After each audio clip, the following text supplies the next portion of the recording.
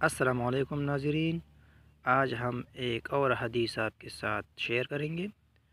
کمال کی رشتہ داری۔ رسول اکرم صلی اللہ علیہ وسلم نے فرمایا، کسی شخص کا کمال یہ نہیں کہ وہ حسن سلوک کا جواب حسن سلوک سے دے، بلکہ کمال یہ ہے کہ اس کے رشتہ دار چاہے اس سے بدسلوکی کرے مگر وہ پھر بھی ان سے حسن سلوک سے پیش آئے۔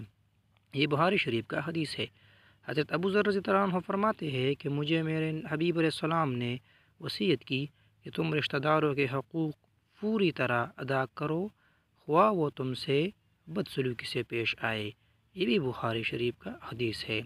تو ناظرین، اگر پسند آئی ہو تو میرے ویڈیو کو لائک کیجیے اور چینل کو ضرور سبسکرائب کیجیے تاکہ آنے والے وقتوں میں آپ کے ساتھ اس طرح کی انمول حدیث اور ویڈیو شیئر کرتا رہوں۔ والسلام، دعاؤں میں یاد رکھنا۔